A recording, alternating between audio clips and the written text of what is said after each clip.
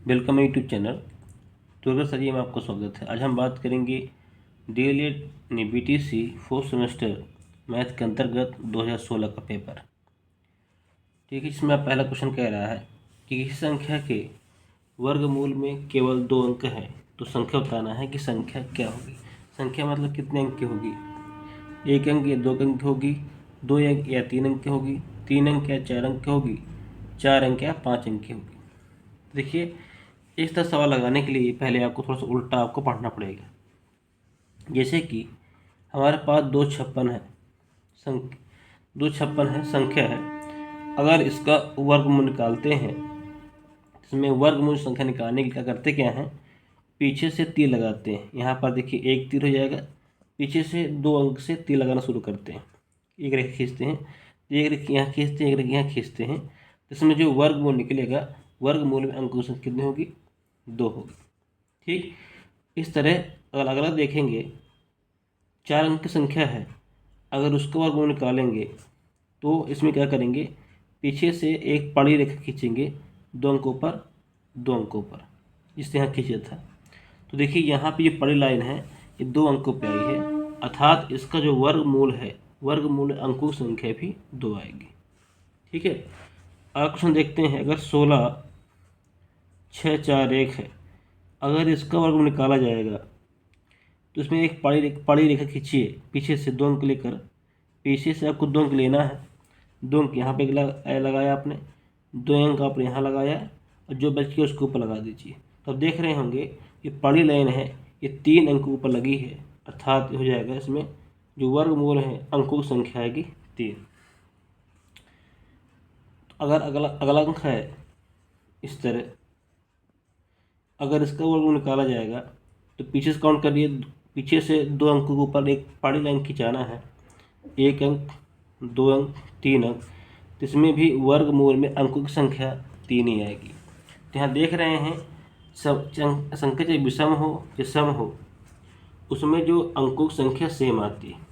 ठीक है, अगर 3 अंक की वर्गमूल संख्या निकालते हैं तो उसमें भी अंक 2 आते हैं, अगर 4 अंक की है तो उसमें भी वर्गमूल में अंकों की संख्या 2 आती है। देखिए, ये संख्या थोड़ा उल्टा पूछ लिया है, कह रहा है वर्गमूल में केवल 2 अंक है। तो देखिए वर्गमूल हमने इस चीज़ निकाला, इसका भी निकाला और इसका भी निकाला, तो इनमें से 2 का ही सेम आ रहा है, मतलब 3 अंक में भी 2 आ रहा है और 4 अंक में भी 2 आ रहा है। ठीक है, तो ऑप्शन कौन सही है, जी ऑप्शन नंबर 3 सही है। अगर 3 अंक की संख्या है और 4 अंक की संख्या है, अगर इसका वर्गमूल निकालेंगे तो वर्गमूल अंक जो आएंगे 2 आएंगे। तो अब इस तरह अगर दोबारा क्वेश्चन आता है तो आप आसानी से पहचान लेंगे कि 1 अंक की होगी या 2 अंक की होगी। ठीक है, इसमें खाली उल्टा पूछ लिया है। बढ़ते हैं अगले क्वेश्चन की ओर। कह रहा है कि 3 सहित 3/8 का घनमूल निकालना है। देखिए ये आपका भिन्न में है, इसको हम सही बटन बनाने की कोशिश करेंगे। तो पहले क्या करेंगे, नीचे हर संख्या है इसको गुणा करेंगे, तो 8 3 24, 24 है, ऊपर वाला जोड़ देते हैं, तो 24 3 27, 27/8 हो जाएगा। अब इसका निकालना है घनमूल। घनमूल निकालने के लिए आप इस तरह सिंबल का इस्तेमाल करते हैं। जब आप 27 का गुणनखंड करेंगे तो अब आएगा 3 × 3 × 3 और 2 × 2 × 2। देखिए 3 घनमूल निकालना है तो 3 में 1 बाहर निकालते हैं, तो ये भी कर सकते हैं कि 27 किसका घनमूल है, 27 आपका 3 घनमूल है, और 2 किसका घनमूल है, वो 2 का है, तो इसका आंसर आएगा 3/2। ऐसे आप कर सकते हैं, क्योंकि 27 को आपको कुछ घनमूल आपको याद करने पड़ते हैं जिससे हम सवाल आसानी से लगा सकते हैं। तो 27 आपका घनमूल 3 का है और 8 घनमूल आपका 2 का है। इस तरह आंसर आसानी से कर सकते हैं। अगला क्वेश्चन कह रहा है कि एक विकर्ण वर्ग विकर्ण है, 5/2 है, तो वर्ग की भुजा बतानी है आपको। पहली बात आपको एक फॉर्मूला मालूम होना चाहिए, होती है भुजा √2। ये इसका फार्मूला होता है, वर्ग विकर्ण बराबर होता है भुजा √2। और वाकई में हमारे पास मान दिया है, इसके बराबर दिया है 5/2 के। तो यहाँ पर देखिए √2 कट जाएगा, तो हमारा भुजा बचेगी 5। इनकी मात्रा सेंटीमीटर दिया है तो इसका आंसर सेंटीमीटर में आएगा, तो 5 सेंटीमीटर इसका आंसर आ जाएगा। अगला क्वेश्चन देखिए, कह रहा है यदि cos² 1/2 हो तो sine square cos square theta का मान 1/2 हो तो साइन स्क्वायर थीटा का मान बताना है। तो कास स्क्वायर थीटा बराबर 1/2 है, इसका स्क्वायर तोड़ेंगे तो कास थीटा बराबर आ जाएगा, यहाँ पर रूट लग जाएगा 1/2, तो जाएगा 1/√2 आ जाएगा। ठीक है, जब रूट टूटेगा तो 1/2 आ जाएगा। अब देखिए कास थीटा बराबर 1/2 है, अब दिमाग लगाइए कि कास का मान 1/2 किस में होता है। ठीक है, तो कास का मान 1/2 किस में होता है, इसका मान होता है कास 45 में। कास 45 का मान 1/2 होता है, तो कास से कट जाएगा, थीटा बराबर आ जाएगा 45।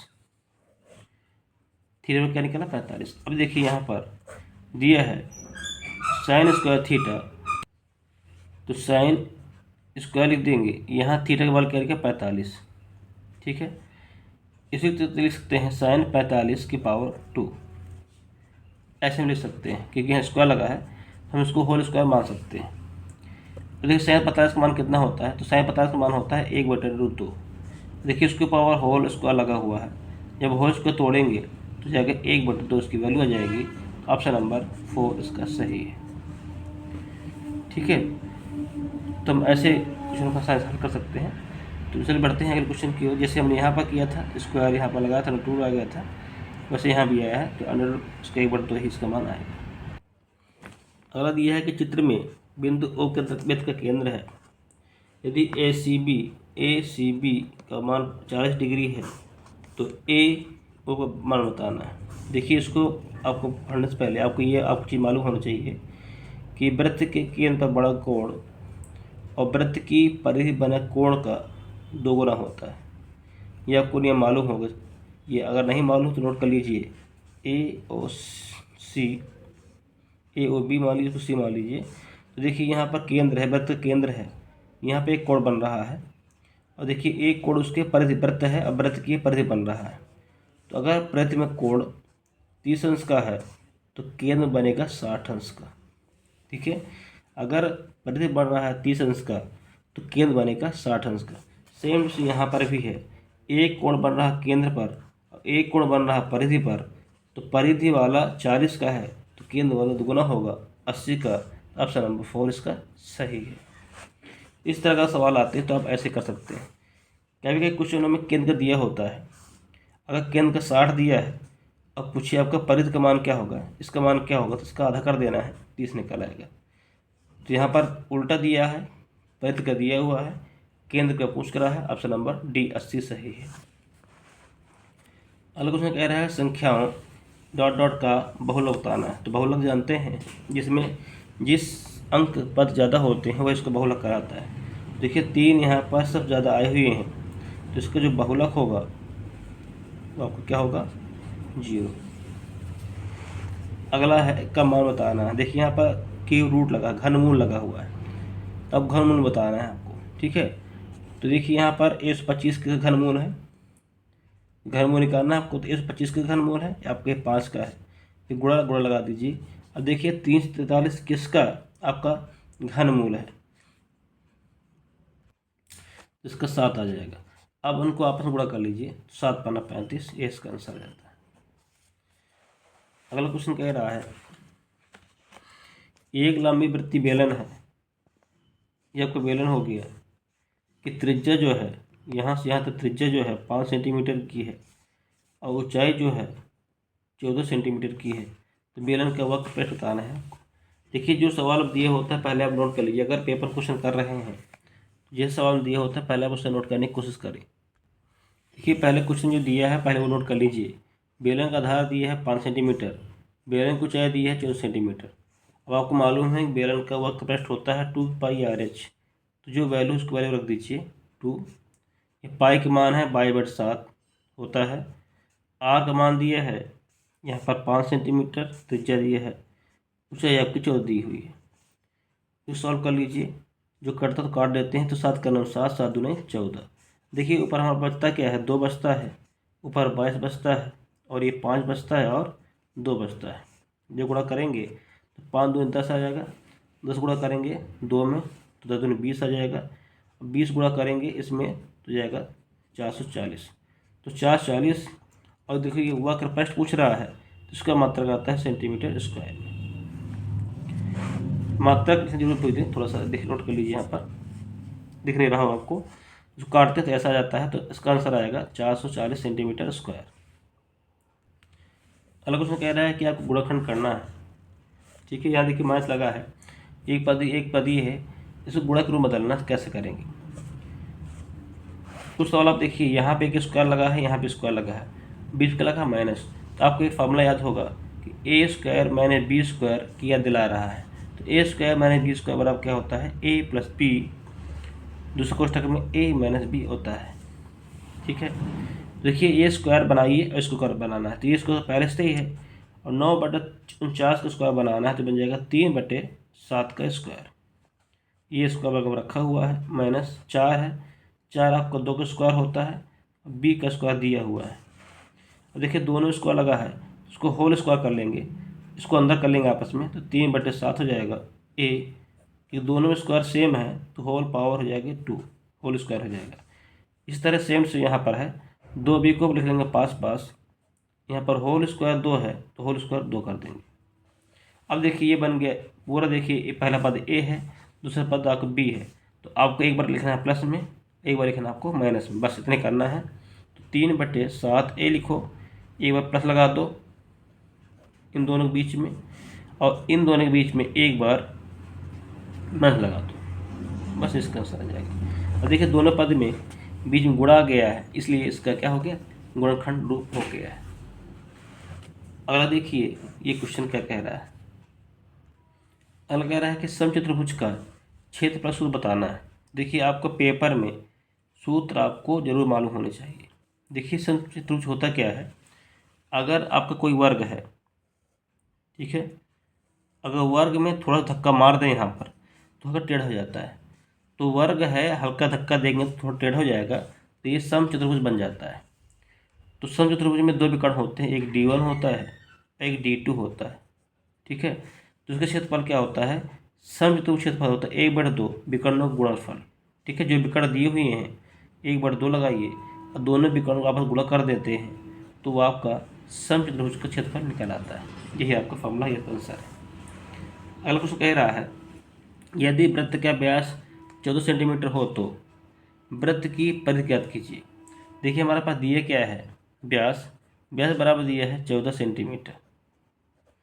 अब पूछना क्या है, वृत्त की परिधि बताना, तो वृत्त की परिधि बराबर होता है 2πr। ठीक है, अब आपको मालूम है कि व्यास बराबर होता है वो 2r के होता है, क्योंकि 2 बड़ी त्रिज्या के बराबर होता है। तो 2 को r के पास कर लीजिए, अब पाई लगा दीजिए।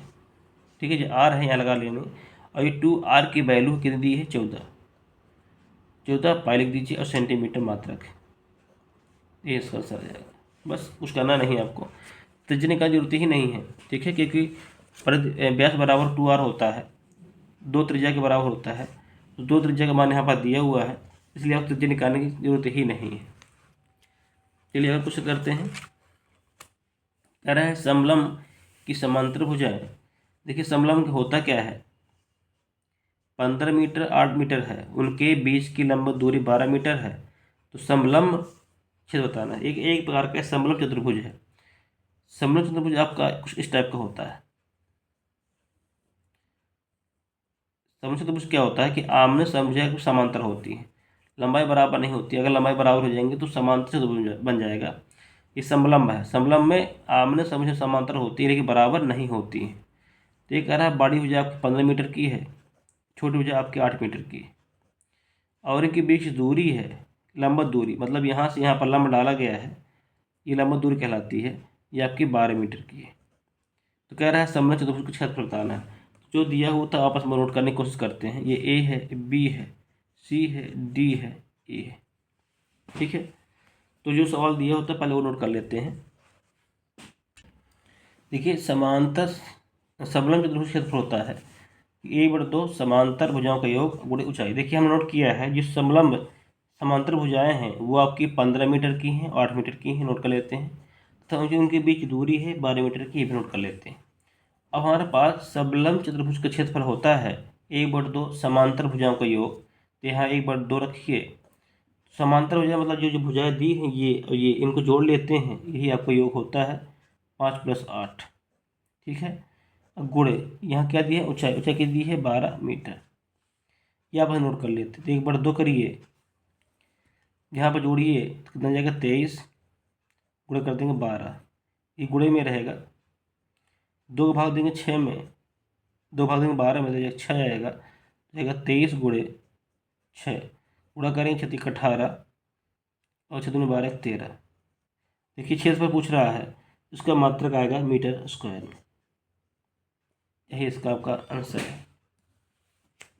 तो इस तरह आसानी सवाल आप लगा सकते हैं, खाली आपको फार्मूले आपको याद होने चाहिए। ये समीकरण कह रहा है 6x² - x - 2, 6x² - x - 2 का हल बताना है। देखिए इसको हल करने के लिए पहले करते क्या है, जो अंतिम पद होता है उसके बाहरी पद गुणा कर देते हैं। तो गुणा करेंगे 2 में, तो जाएगा 6 × 2, कितना हमारे पास आया 12। ठीक है। अब देखिए यहाँ पर क्या रखा है, यहाँ पर हमेशा 1 होता है, जो x होता है x⁻1 है, वहाँ पर देखते हैं यहाँ पर क्या रखा है 1। अब आपको ध्यान देना है कि ऐसी दो संख्या ढूंढनी है कि गुणा करने पर 12 आ जाए और यहाँ घटाने पर आपके 1 आ जाए। ठीक है, ऐसे कुछ करना है। गुणा करने पर क्या आना चाहिए, 12 आना चाहिए और यहाँ पर 1 आना चाहिए। देखिए हम यहाँ पर 4 लेते हैं और 3 लेते हैं, 4 में गुणा करेंगे 3 कितना जाता है 12। ठीक है। अब देखिए यहाँ पर लिखा -1, तो देखिए -1 कैसे आएगा, अगर हम 3 में 4 घटा दें क्या जाएगा, -1 आएगा, नहीं आ जाएगा, आ जाएगा ना।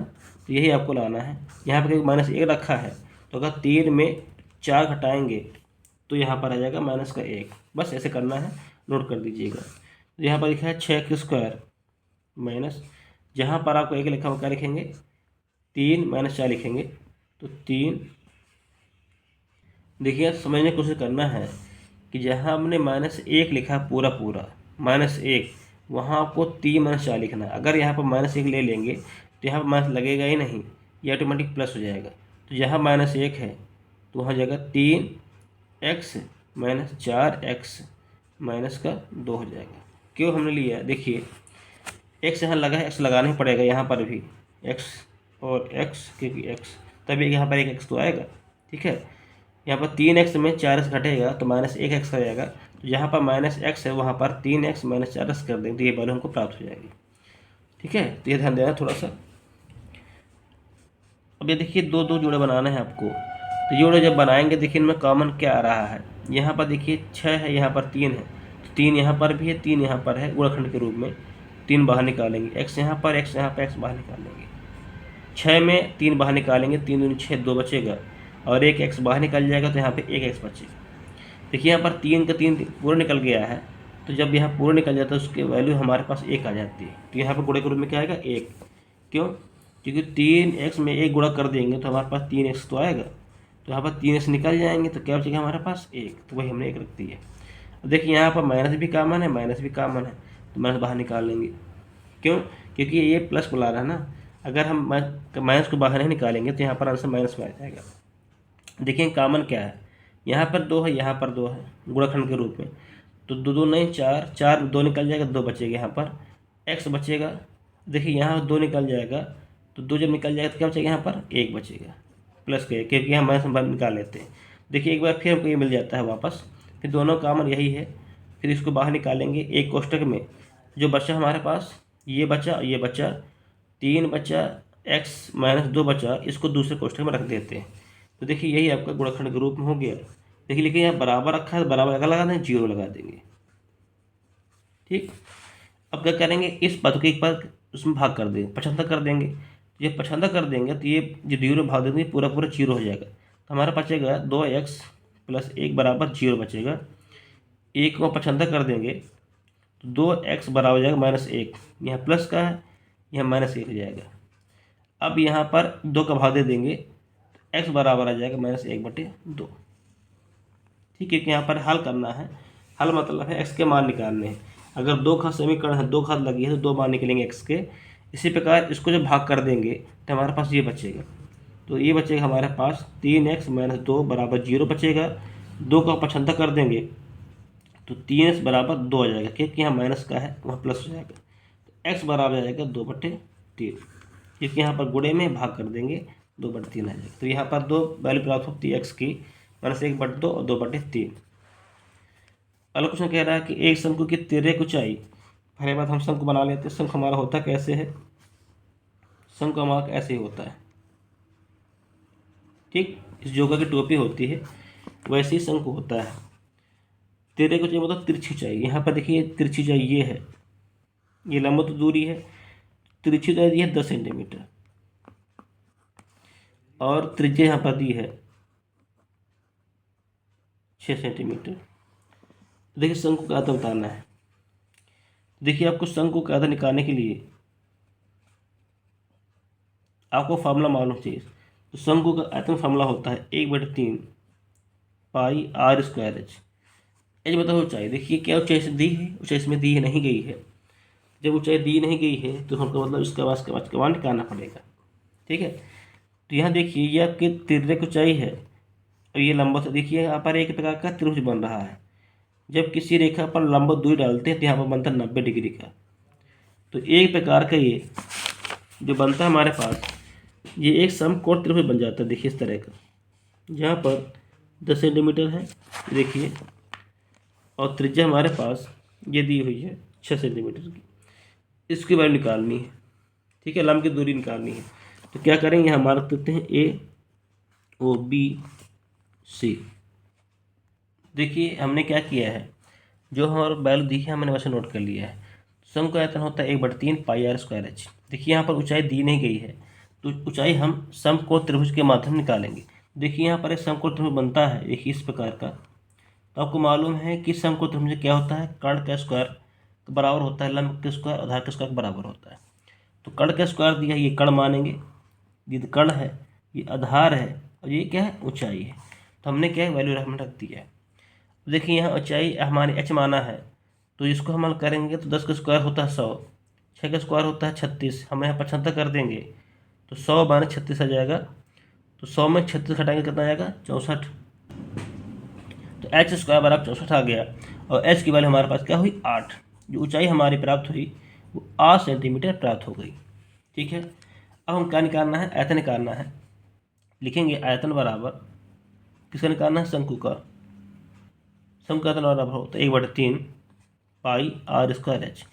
इसमें एक बार रख दीजिए 1/3 पाई गुणे r क्या त्रिज्या, त्रिज्या कितनी 6, तो 6 सेंटीमीटर का स्क्वायर कर दीजिए, गुणे ऊंचाई दी है 8 सेंटीमीटर का कर दीजिए। इसको हल करेंगे तो 1/3 पाई 6 करेंगे तो 6 से 36 आ जाएगा, 36 सेंटीमीटर स्क्वायर गुणे 8 सेंटीमीटर यह जाएगा। एक कर तो काट देते हैं, तो 3 काटेंगे 36 में तो जाएगा 12। अब 12 गुणा करेंगे 8 में तो 12 8 96 आ जाएगा। यहाँ रखा पाई तो जाएगा 96 पाई। सेंटीमीटर स्क्वायर यहाँ पर, सेंटीमीटर यहाँ पर, तो जाएंगे 3 सेंटीमीटर, सेंटीमीटर हो जाएगा क्यूब। ये इसका आंसर आ जाता है। स्क्वायर यहाँ पर है, एक यहाँ पर है, गुणा का घात जुड़ जाती है तो सेंटीमीटर क्यूब आ जाएगा। और आयतन का जो मात्रक होता है सेंटीमीटर क्यूब में ही आता है, तो इसका आंसर आएगा 96 पाई सेंटीमीटर क्यूब। देखिए अगला क्वेश्चन कह रहा है कि बताना है आपको माध्यक बताना है। देखिए माध्यक में पद कितने हैं, 1 2 3 4 5 6 7, 7 हैं, 7 पद हैं। पद बराबर कितना है, 7। 7 क्या है, विषम। ध्यान दीजिएगा, जब माध्यिका में पदों की संख्या विषम होती है तो हमारा फार्मूला आता है, इस नोट कर लीजिएगा। अगर पद विषम आता है तो फार्मूला आता है माध्यिका बराबर होता है n+वे 2 वे पद का मान, ठीक है।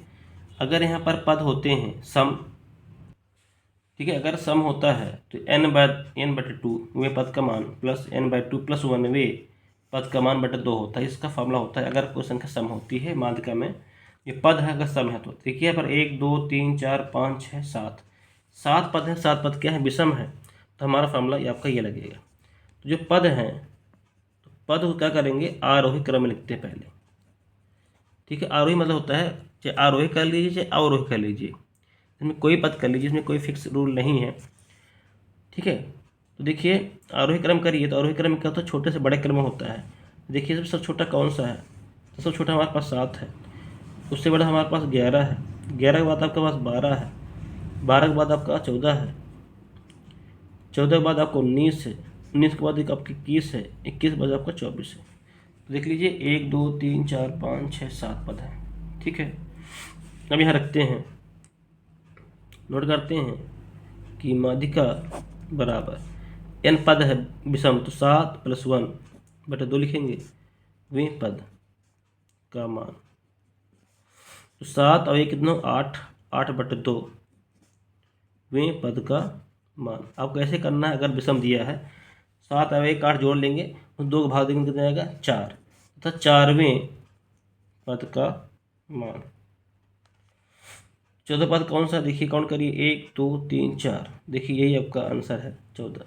तो 4वें पद का मान कितना आया है 14। जो माध्यिका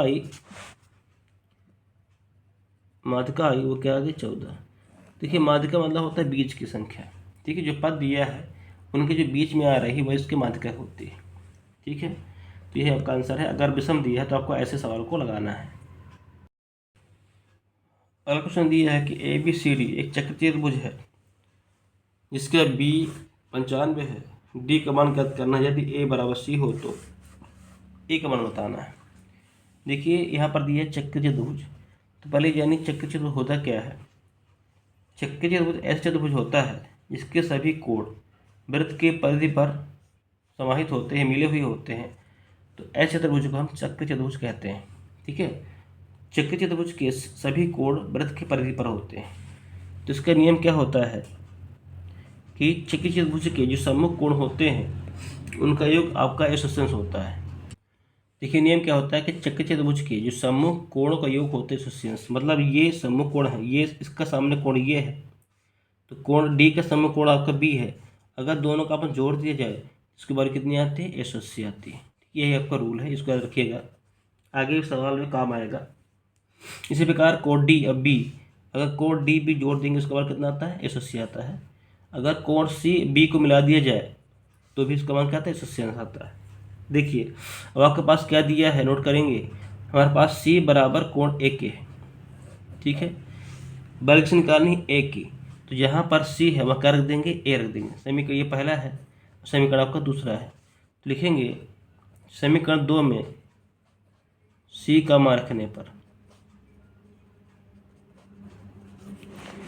तो यहाँ पर सी है कोण सी है वह रख देना ए, तो यहाँ पर रख देंगे कोण ए प्लस कोण ए बराबर हो जाएगा एसोसिएंस, जोड़ देंगे 2 कोण ए बराबर एसोसिएंस, इसको प्रशांता कर देंगे, ये काट देंगे तो जाएगा 90, तो कोण ए बराबर हो जाएगा 90 डिग्री। बस इतने हल करना है, तो कोण ए की वैल्यू जाएगी 90 डिग्री। क्वेश्चन अगला करते हैं। अगला क्वेश्चन है, अगला क्वेश्चन कह रहा है कि दो संख्याओं का योग 24 दिया है, उनमें से एक संख्या दूसरी की 2 गुनी है, संख्या बताना है। देखिए दो संख्याएं हैं, तो माना पहली संख्या जो आपकी है वो x है और दूसरी संख्या आपकी y है। अब कह रहा है प्रश्नानुसार करेंगे, जैसे प्रश्न कह रहा है कि दो संख्या योग कितना 24 है, अगर इनको आपस जोड़ देते हैं तो हमको क्या मिलता है 24 समीकरण 1। ये कह रहा है दो संख्या जोड़ देते हैं 24 मिल जाता है। फिर कह रहा है कि एक संख्या दो संख्या 2 गुनी है, तो अगर पहली संख्या x है तो क्या दूसरी की 2 गुनी है, मतलब दूसरी आपकी 2y है, समीकरण आपका 2 हो जाता है। ये तो कह रहा है, देखिए प्रश्नानुसार में पहली संख्या जो है दूसरी 2 गुनी है, तो देखिए समीकरण 2 को 1 में रखने पर, ठीक है, x बराबर कितना 2y है, तो जहाँ पर x वहाँ रख देंगे 2y, तो जाएगा, तो x प्लस वाई बराबर 24 है, तो यहाँ x वर्ग देंगे 2y प्लस वाई बराबर हो जाएगा 24, तो 3y बराबर हो जाएगा 24 को काट देंगे 3 8 24, तो y बराबर कितना जाएगा 8। अब देखिए y का मान लिखेंगे, y का मान समीकरण 1 में रखने पर, तो x प्लस यहाँ पर y है वहाँ 8 रख देंगे बराबर 24, प्रशंसा कर देंगे तो x बराबर आ जाएगा 24 - 8 बराबर 16। तो हमको पहली संख्या प्राप्त हुई x है तो ये कि 16, और दूसरी संख्या प्राप्त हुई y जो कि हमारे पास 8। बस ये अब करना था। तो पहली संख्या आपकी 16 हुई, दूसरी संख्या आपकी हुई 8। ठीक, यही करना है आपका। ठीक है, तो अगला क्वेश्चन करते हैं।